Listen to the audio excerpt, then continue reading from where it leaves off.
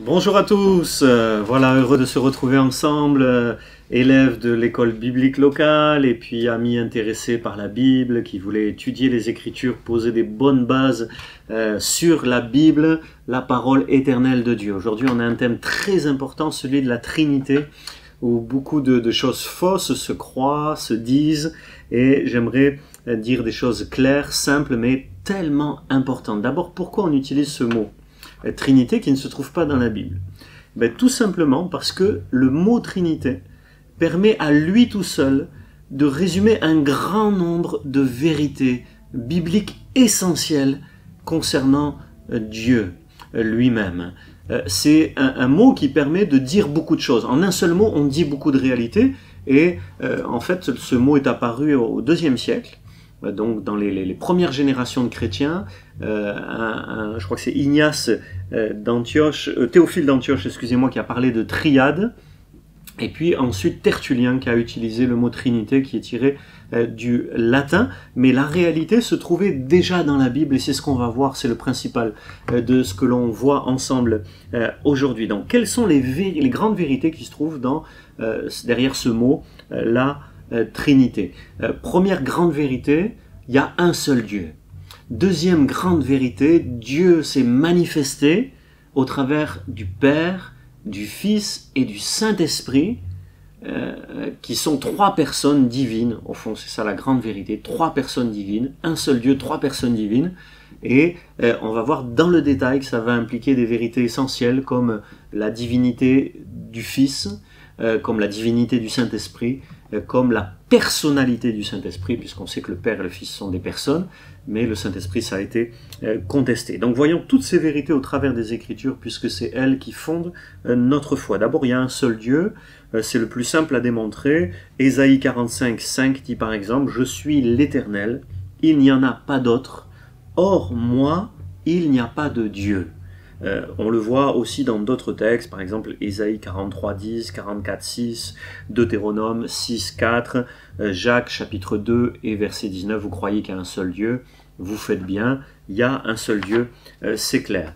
Un autre aspect donc de la Trinité, c'est que le Père est Dieu, et ça on le sait aussi, c'est simple, dans Colossiens chapitre 1 verset 2, le texte dit que la grâce et la paix vous soient données de la part de Dieu, notre Père. Dieu est notre Père, c'est au cœur de la révélation que Jésus a amené concernant Dieu. Maintenant, une autre vérité qui est essentielle et qui, celle-là, a été beaucoup contestée et qui se trouve dans l'idée de Trinité, c'est que le Fils est Dieu.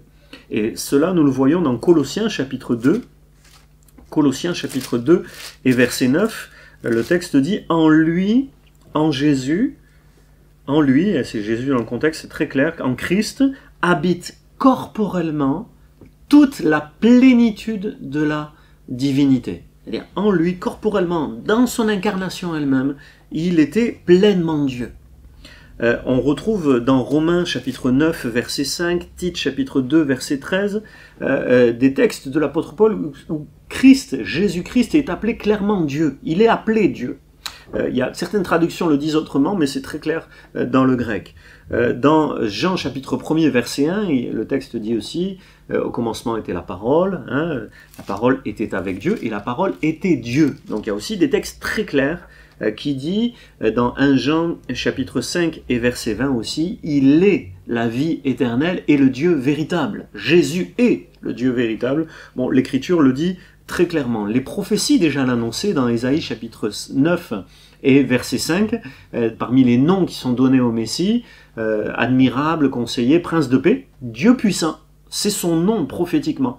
Il devait être Emmanuel, Dieu avec nous, il devait être Dieu puissant, il est Dieu lui-même. Et là on est dans le grand mystère de l'incarnation, le Dieu éternel, qui existe de toute éternité sous forme de Père, de Fils et de Saint-Esprit, on va le voir, a choisi de se faire chair. Incarnation, ça veut dire il s'est fait chair, il a pris un corps semblable au nôtre, et il a habité au milieu de nous comme un simple homme, comme un homme comme les autres, sauf qu'il n'a jamais péché, sauf qu'il est pleinement homme, mais aussi pleinement Dieu.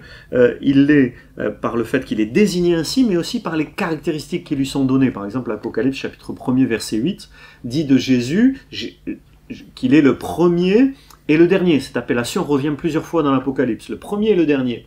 Et donc, premier, le dernier, c'est une qualification de Dieu, qui, voilà, est le Dieu éternel, au tout début et jusqu'à la fin.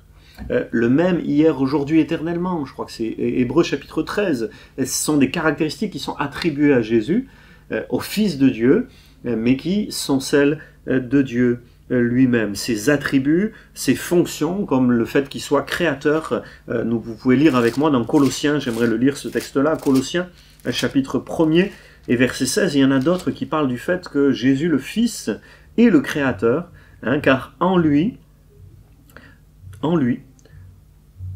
tout a été créé dans les cieux et sur la terre, ce qui est visible et ce qui est invisible, trône, souveraineté, principauté, pouvoir, tout a été créé par lui et pour lui. Et il s'agit de Jésus dans le contexte, là aussi c'est clair. Donc le Christ, tout a été créé par lui, pour lui, en lui. Il est le créateur. Le créateur, c'est le Dieu unique, un seul Dieu, mais qui s'est manifesté et qui existe sous forme de Père et de Fils. Par ailleurs, on a des textes qui montrent que le Fils est honoré et adoré, invoqué, prié comme Dieu. J'en citerai qu'un, je vous en donnerai d'autres, mais dans Jean chapitre 5 et verset 23, je pense que c'est important cet aspect-là. Jésus n'est pas un sous-dieu, un demi-dieu, un Dieu inférieur, mais il est le vrai Dieu qui s'exprime, qui se manifeste à nous comme le Fils éternel qui existait avant de venir sur terre et qui existera éternellement. Dans Jean chapitre 5 et verset 23, par exemple, il y a ce texte formidable qui dit « Afin que tous honorent le Fils comme ils honorent le Père. Et celui qui n'honore pas le Fils n'honore pas le Père qu'il a envoyé. » Donc on a un honneur, un culte à rendre au Fils comme au Père, qui ne sont qu'un et qui forment le seul vrai Dieu. Bon, voilà.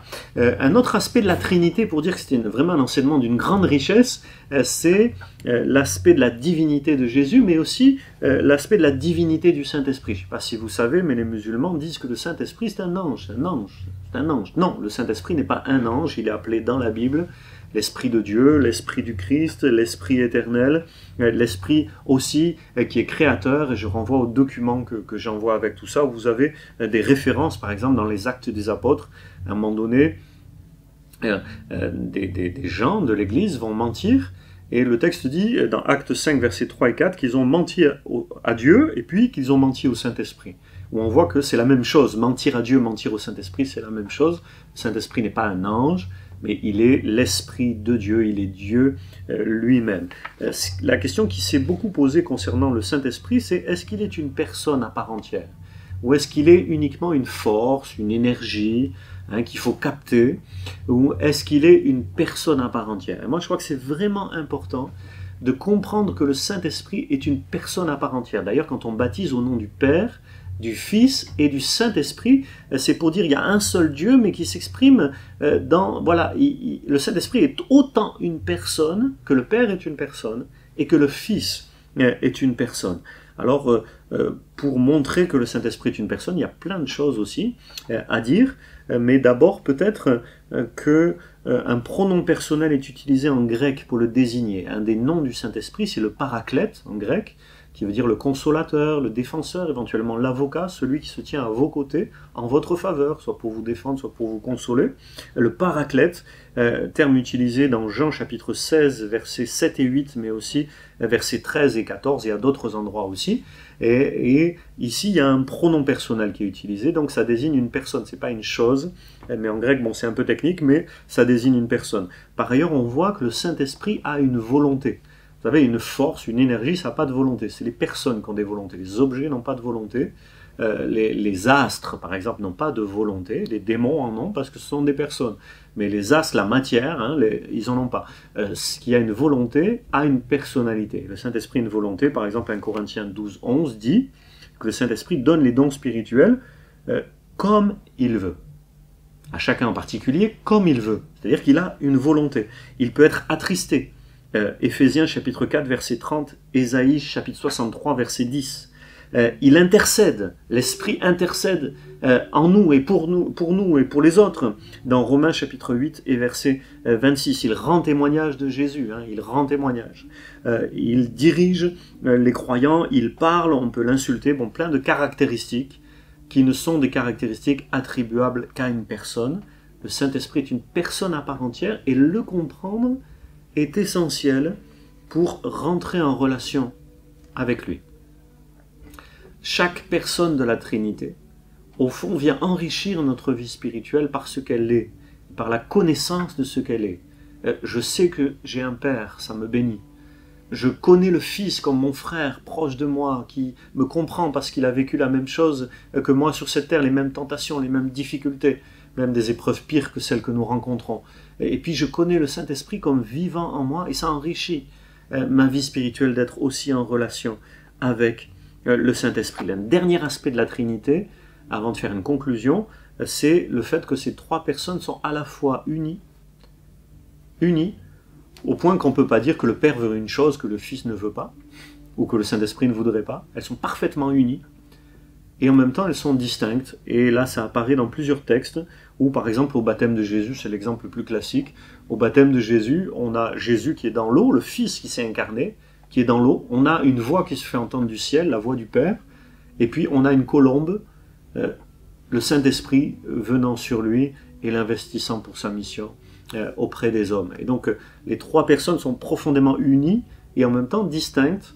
On peut les distinguer et c'est ça qui fait partie du mystère de la Trinité, ce qui n'empêche pas qu'il n'y a qu'un seul Dieu manifesté en trois personnes.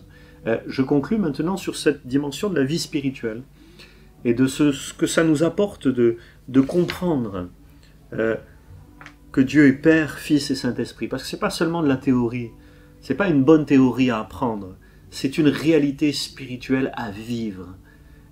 Chacun de nous a besoin d'apprendre à dire Père, Papa, et être en relation avec son Papa. Et c'est grâce au Fils, c'est en croyant en Jésus qu'on est adopté par le Père et qu'on devient Fils nous-mêmes. Et c'est parce que l'Esprit du Fils est en nous qu'on peut dire Abba Père avec assurance, avec confiance.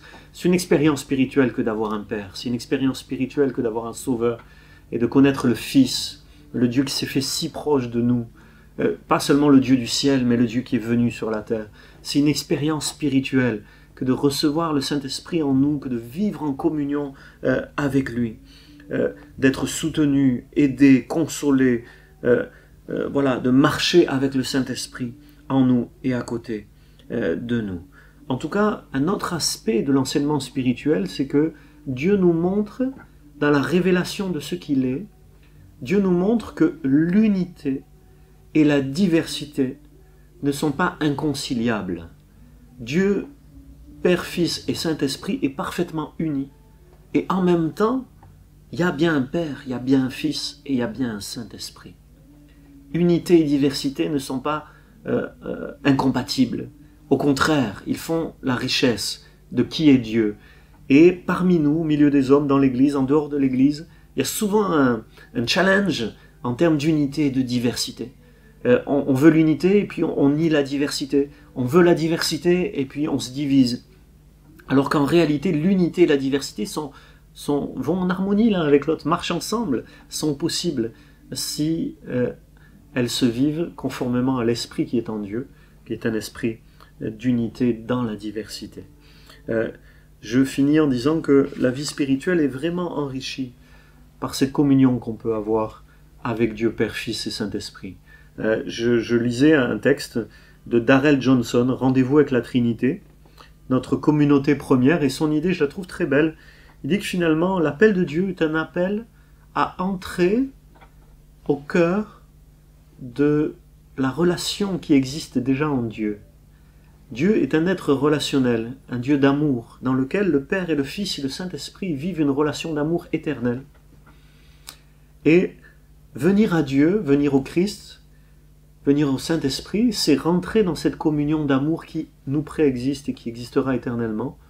C'est entrer dans une relation à laquelle Dieu nous appelle. Le Père nous appelle à aimer le Fils comme il l'aime lui-même. Le Fils nous appelle à aimer le Père comme il l'aime lui-même.